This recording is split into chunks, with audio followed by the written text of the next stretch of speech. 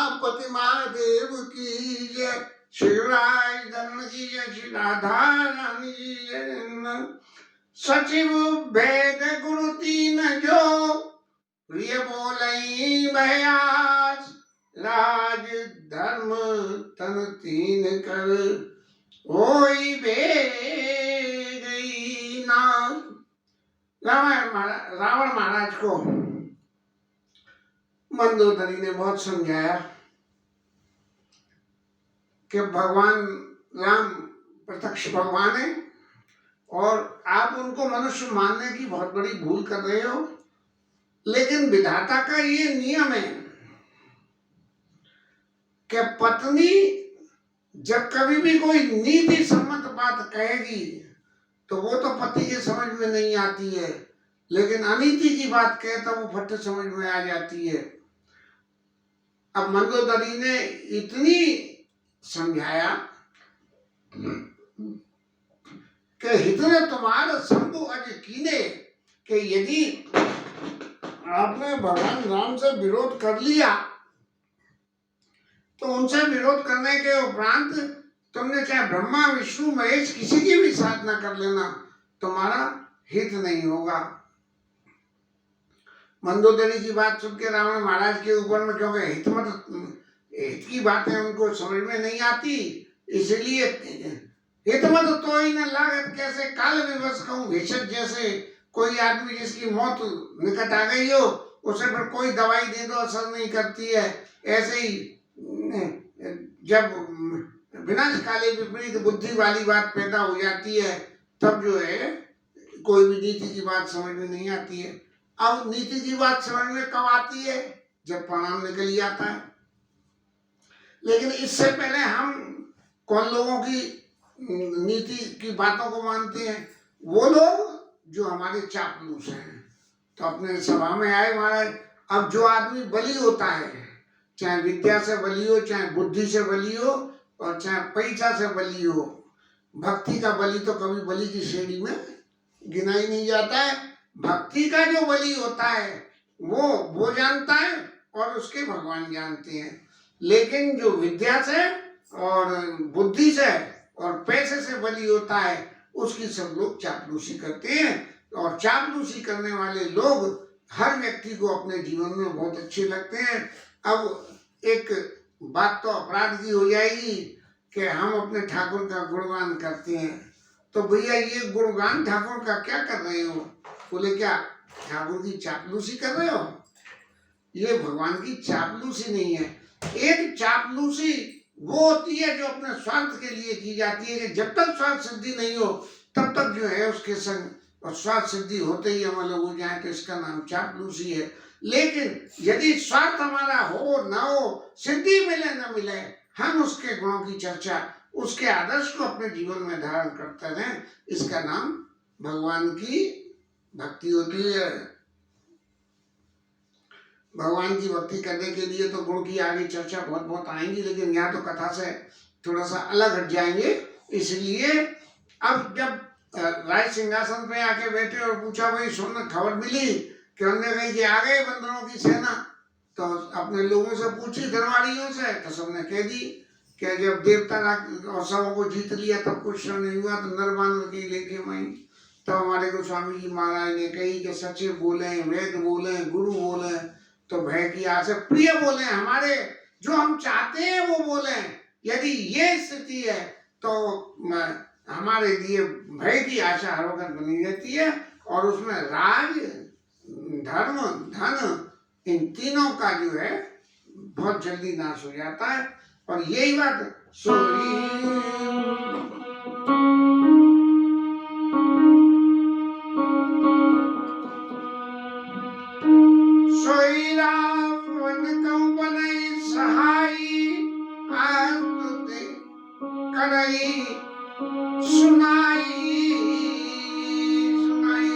और यही स्थिति रावण की हो गई कि उनके दरबारी जो है उनको जो अच्छा लग रहा है वो सुना सुना के उनसे कह रहे हैं।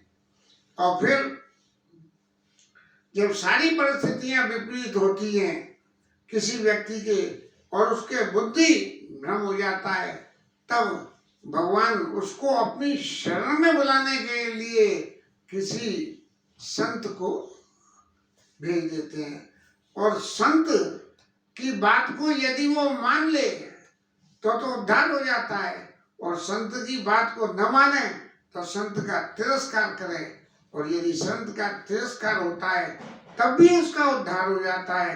लेकिन इन दोनों उद्धारों में एक ही फर्क हो जाता है, संत की बात मान के हुआ उद्धार भगवान खुद नहीं करते हैं, भगवान के बताए हुए आदर्शों से वो खुद ही कर लेता है और गुणगान भगवान का होता है।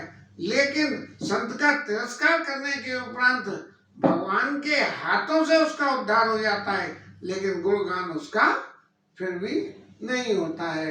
तो इसलिए उसी वक्त विभीषण महाराज आए हैं, अवसर जानी विभीषण आवा, भ्राता चरण शीश तीन नावा। ये विभीषण महाराज राज्य में ऐसा नहीं है कि रावण महाराज तो अपने सहज स्वभाव से जो ऑफिस टाइमिंग होते हैं उसमें जो है वो राज सिंहासन पे गए हैं, लेकिन विभीषण महाराज नहीं गए, क्योंकि ये सब चापलूस लोग उसकी स्तुति करके सुना के कहेंगे तो मेरा कोई कहना मायना नहीं रखेगा। लेकिन जब उन्होंने ये बात देखी कि अब स्थिति इतनी बदतर हो गई कि ये सारे लोग रावण के विनाश की बातों को कह रहे हैं, तब उन्हें लगा कि अब मेरे को ऐसा चलना चाहिए।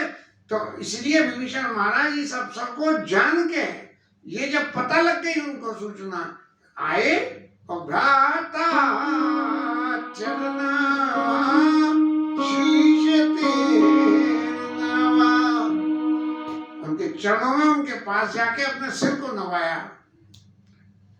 एक क्रिया, पहला जो सिर नवाया वो लंका के लंकाधिपति को नवाया, और फिर उन्होंने कहा पुणे सिर नाई बैठी निज आसन, बोला वचन पाई अनुशासन।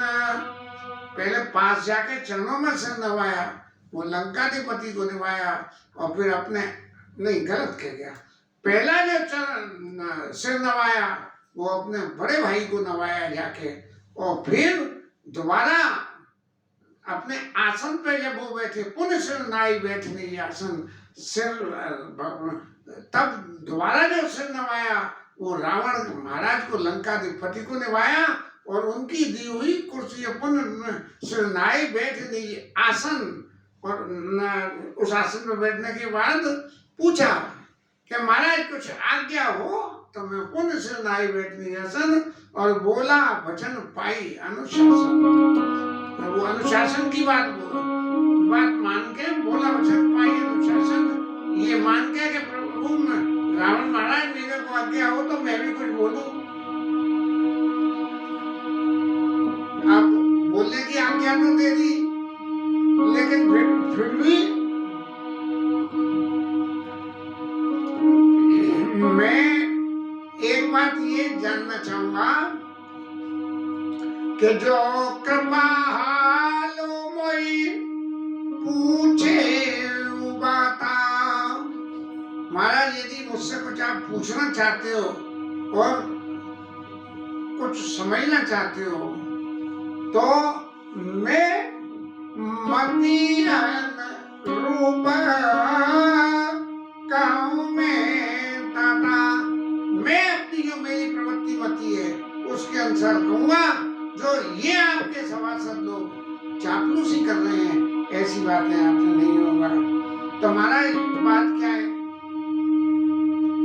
संत की सबसे बड़ी एक बात है कि जब भी वो बात करेगा तो नीति सम्मत बात करेगा, अनीति की बातों को कभी नहीं करेगा। तो जो आपन चाहे कल्याण। महाराज आप ये युद्ध किस लिए लड़ रहे हो राम से? इसलिए लड़ रहे हो कि इसमें आपका कल्याण हो। क्यों? कि आपकी जो अखंडता प्रभु सत्ता है उस पर कोई आंच नहीं आवे, इसलिए कर रहे हो। तो इसलिए जो हो मन चाहे कल्याण, और कल्याण भी कैसा चाहते हो?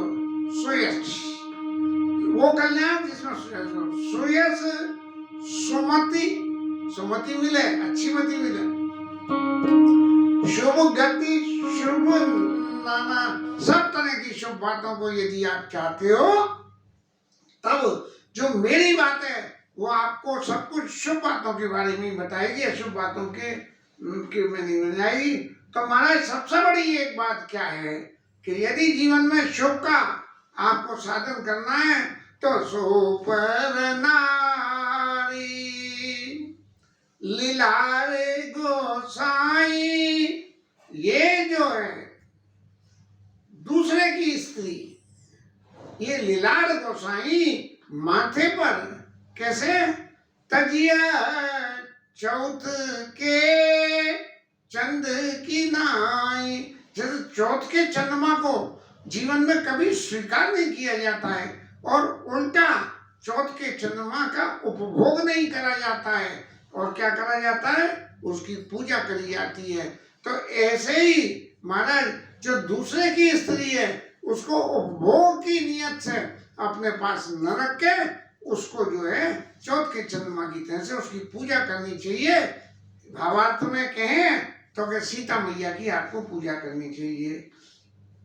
14 भुवन एक पति होई, भूत द्रोवते नहीं सोई। ये 3 लोग 14 भुवन में एक पति होता है, और वो चाक से ये संसारिक जगत के लोग भूत ग्रह कितने ही ग्रह कर लो उससे, लेकिन वो कोई उसके आगे नहीं टिक सकता है। इसलिए गुण सागर नागर नर जो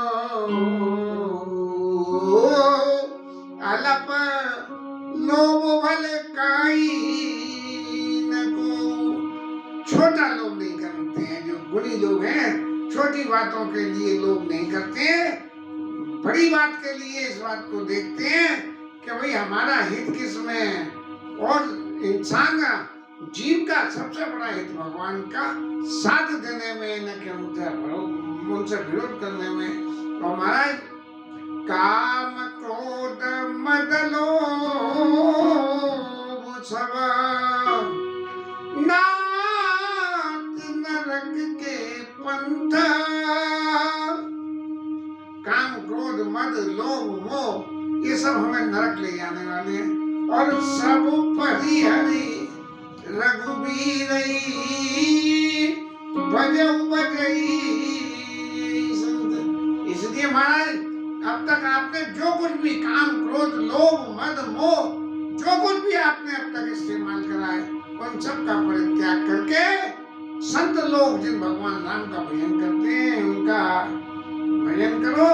और एक बात प्रभु आपकी निगाह में निश्चित रूप से डाली जानी चाहिए कि तात राम नहीं नरभू,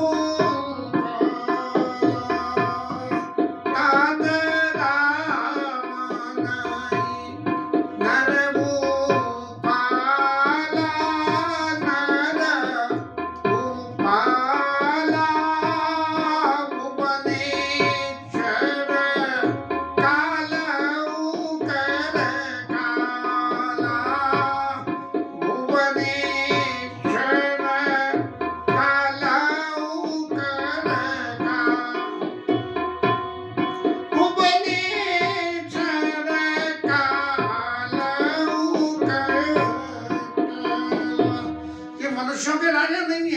अखिल भुवन, 3 लोग 14 भुवन के राजा है, और ब्रह्म है, अनामय है कि जिनका इधर से उधर पाना है, अजय भगवंता, ये अजय है, ब्रह्मा के इस संसार के सब कुछ है। अजय भगवंता व्यापक, संसार में व्याप्त है, अजित, इनको जीता नहीं जा सकता, अमोघ, जिनकी किसी भी बात को पार नहीं पाया जा सकता, और अनंता, जिनका कोई अंत ही नहीं है। भगवान का कभी अंत नहीं होता। इसलिए गोदी जदेनो देवहितकारी, कृपा सिंधु मानुष तन धारी। गो द्विज और धेनु, ये गो द्विज धेनु देव हितकारी, कृपा सिंधु मानुष तन धारी। ये भगवान जो है इन लोगों के गो धेनु पृथ्वी इसके हित के लिए मनुष्य शरीर धारण करके आए हैं। और जन रंजन जन कल भ्राता, वेद धर्म रक्षक सुनुता। अब इतनी सारी नीति की बातें कही राज्य सिंहासन के आसन पर बैठ के, लेकिन रावण के समझ में नहीं की बातें नहीं आई। तब विभीषण महाराज ने संबोधन किया और संबोधन में कहा, वेद धर्म रक्षक सुन भ्राता। हे मेरे भाई, अभी तक तो राज्य एडवाइजर की तरह से बोल रहे थे और अब कह रहे हैं राज्य धर्म रक्षक सुन भ्राता। मेरे भाई आप वेद धर्म रक्षक सुन भ्राता, मेरे भाई आप इस बात को सुनिए और आपको करना क्या चाहिए। ये तो रही आदर्श की बात है, लेकिन खाली बातों से तो काम नहीं बनता। तो अब आपको करना क्या चाहिए, मैं वो भी रास्ता आपको बता देता हूँ। ताही बयरू तगी, ताही बयरू तगी, नाई माता नाई माता, बजऊ राम प्रणत पाल, मंजन सुखदाता। उनको जो है सिर नवाओ और प्रणत हो जाओ उनके। मंदोदरी ने भी यही बात कही थी और अब जाके विभीषण महाराज भी यही कह रहे हैं। तब और फिर क्या करो कि उनको जानकी मैया वापस कर दो। और भगवान राम जो है पंतारथ की पंत आदमी की सारी विपत्तियों का नाश कर लेते हैं। यद्यपि आपने अपराध किया है, लेकिन वो आपके उस अपराध को भी विसार देंगे, भुला देंगे कि शरण गई प्रभु ताही न त्यागा, विश्व द्रोह कर अगजे लागा। अपनी क्षण गए को भगवान उसे भी माफ कर देते हैं, चाहे उसको पूरे संसार की द्रोह करने का पाप लगा हुआ हो।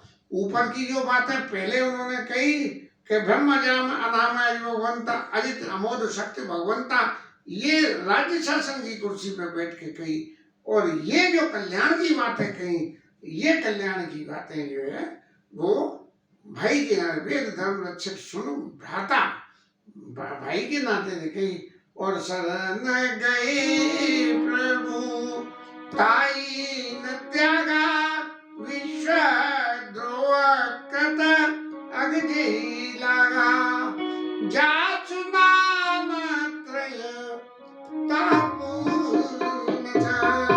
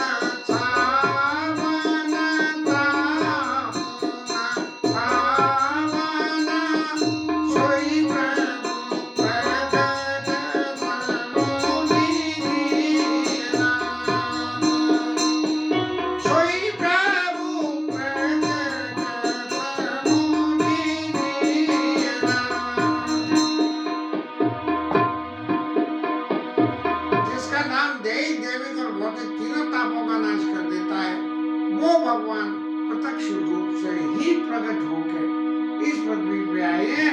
हे भाई रावण, आप इस बात को अच्छी तरह से समझ लीजिए और जहाँ सुनाम तय तापन सावन सोई प्रभु प्रकट समुझिएरा। अब चूंकि दरबारी की नीति से दरबारी के नाते सलाह दे रहे थे, वहां तो रावण को कुछ एक्शन हुआ नहीं, उनके तब भाई के नाते से देने लगे, और भाई के नाते से भी जब दी तब भी कुछ होता हुआ नहीं दिखा। तब उन्होंने क्या करा, बार बार पद लागो विनय करो दस शीस। हे रावण महाराज, बार बार आपके चरणों को पकड़ता हूँ और आपसे विनय करता हूँ। क्या करता हूँ, परिहरी मान मोह बधा भजऊ कौशिलादि। ये कौशलपुर के राजा मान और मद का परित्याग करके उनका भजन करो। अब महाराज आप ये बात कहोगे कि तुझे इतने दिन रहते हुए हो गए और इतने दिन यहाँ ये सीता हरण के बाद हो गए, तो तुझे आज ये बात कैसे पता लगी, अब ये इतनी शिक्षा आज कैसे दे रहा है। तब विभीषण महाराज कह रहे हैं कि मोने पुलस्त निज शिष्य सन, ये पुलस्त ऋषि के कुल के हैं रावण, तो उन्होंने पुलस्त ऋषि को तो मालूम है कि ये राक्षस शरीर है और किस अपराध से राक्षस शरीर है, ये किसी से नहीं मानेगा, लेकिन फिर भी जो कहना चाहिए कुल देवता होते हैं वो आगाह करते हैं। और ऋषि पुलस्त निज शिष्य सन, जो मैंने इतनी बात कही है प्रभु, ये मैंने नहीं कही है, ये हमारे जो पूर्वज पुलस्त ऋषि हैं उन्होंने कहा है। सन कही पठई यह बात, जो उन्होंने कही वो कब कही, जैसे ही कही। बोले आप जो मुझसे पूछ सकते हो कि इतने दिन से क्यों नहीं कही था ये बात, तो तुरंत सो में प्रभु सन कही पाई सो अब मैंने मौका देख के आपसे कही। कैसे कही कि आपने बंदर की पूंछ जलाई, मैंने एक ही बात आपसे कही, इतना लंबा चौड़ा उपदेश तो नहीं करा कि आनंद कछु करिए उस गोसाई, इतनी बात कही। लंका जल गई, मैं तब भी नहीं बोला। अब बोलने की बात ये आई कि सेना इस पार आ गई, मैं तब तक भी नहीं बोला। लेकिन जब पुलस्त ऋषि ने ये बात कहलवाई तब मैं आपको बोला हूं। तब जहाँ परिस्थितियां कितनी भी विपरीत हो, संत के फेवर में एक आध वोट तो बनी जाता है। इसलिए रावण की सभा में जब भाई के नाते उन्होंने समझाया, तब जो है सभासदों में एक मालवंत नाम का राक्षस, मालवंत अतिशय निशाचर रावण मातु पिता मंत्री वर तात अनुज तव नीति विभूषण सोर धनौ जो कहत विभीषण। महाराज विभीषण जो कह रहे हैं वो सारा पहले में धारण करो और उसे विचार करो। मालवंत बड़े बूढ़े मंत्री थे, वो महाराज राजेश्वर जी महाराज की कथा सुन रहे थे। महाराज ने बड़ा इससे संबंधित एक बहुत ही सटीक उदाहरण देकर समझाया कि विवाह आयोजन में कन्या पक्ष ने शर्त रख दी कि इस विवाह में कोई बूढ़ा आदमी नहीं आएगा, क्योंकि संबंध पहले से तय था, बारात में कोई बूढ़ा आदमी नहीं आएगा। लोगों ने शर्त मान ली, बारात लेके पहुंच गए, लेकिन लड़के का नाना जो था उसकी इकलौता देवता था, तो उन्होंने कही मैं तो चाहे जो कुछ भी हो, कहीं कैसे न कैसे जो है छुप के चला जाऊंगा, लेकिन मैं विवाह जरूर देखूंगा। इसलिए जो है वो नाना महाराज जो है दुबक दुबका के चले गए, बारात पहुंच गई, सब क्रिया कार्रवाई हुई। कन्या पक्ष ने दूसरी शर्त रखी कि गांव में जो नदी है, इस नदी को यदि दूध से भर दोगे, इसी दूध से भर दोगे तो जो है फेरे चलेंगे, नहीं तो विवाह नहीं होगा। ऐसी परिस्थिति में गांव वाले सब हार मान गए। अब उन्होंने कही कि भैया जब ब्याह होना ही नहीं है तो नाना को काय को बस की सीट के नीचे धुपका रखा है, उसे बाहर निकालो और बाहर निकाल के उसे विदे कर दो। तो उन्होंने बाहर निकाला तो नाना ने पूछी, सबरी बात बता दी गई। तो नाना ने कही कौन सी बात है? उन्होंने कही तुम जाके उनसे कह दो। क्या कह दो? जाके एक ही बात कह दो कि भैया हमने दूध तैयार कर लिया नदी में भरने को, बस अब आप कहो किसी चीज में कोई चीज भरी तो जब जाएगी जब पहले भरी हुई निकलेगी, इसलिए तुम नदी का पानी खिला दो और वो जो है हम उसमें दूध भर देंगे। अब के नदी का पानी खिलाए चलता है। तुरंत कन्या पक्ष के लोग समझ गए कि इस विवाह में जरूर कोई वृद्ध आदमी आया है। वही कथा यहाँ लागू हो रही है। माले बंद सचिव सयाना ताजु बचन सुने अति सुकुमाना ताते अनुज तब नीति विभूषण सोर दरौज प्रत विभीषण। अब रावण महाराज को तो आग लग गई कि अभी तक तो एक ही दुष्ट था, अब दो दुष्ट हो गए। तो उन्होंने कही कि रिपुत कर सत दो, एक हमारे दुश्मन का फेवर करती है, इन दोनों को ध्यान से भगा दो। तो इस पहले के भगाया जाए, मालवंत तो वहां से उठकर चले गए। लेकिन विभीषण महाराज नहीं गए, क्योंकि वो नीति के हिसाब से अपने बड़े भाई को शिक्षा दे रहे थे, इसलिए। और जब माल्यवंत चले गए तब विभीषण ने फिर कहना भाई को समझाना शुरू कर दिया। कुमाती सुमति सबके ओर बसई नात पुराण निगम पुराण निगम कहते हैं महाराज देखो कुमति और सुमति सबके अंदर बसती है। जहाँ सुमति ता संपत्ति नाना, जहाँ कुमति ता विपत्ति निदाना। जब तक सुमति हो तब तक वहां संपत्ति बढ़ती है। देखो आपने शंकर जी की पूजा करी, उनसे भर पाया तो आपके घर में सुमति बढ़ती रही, आपके खूब संतति हुई, सब कुछ हुआ। लेकिन जब से कुमति हुई तब से क्या हुआ कि आपके पुत्र मारे गए, आपकी लंका में आग लग गई। इसलिए तब उर कुमति बसी विपरीता इत अनित मानव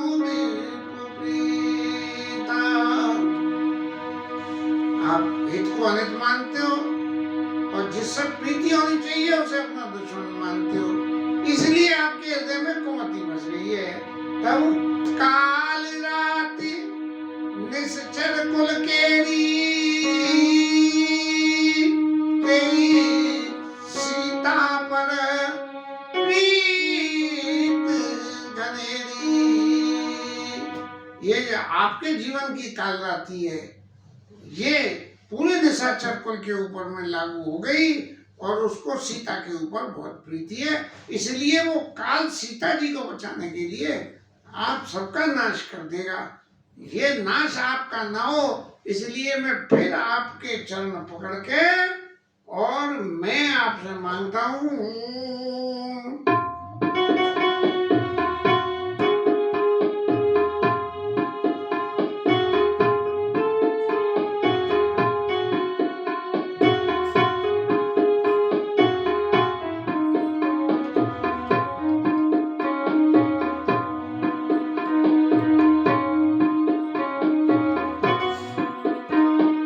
हाथ चरण गई मांगो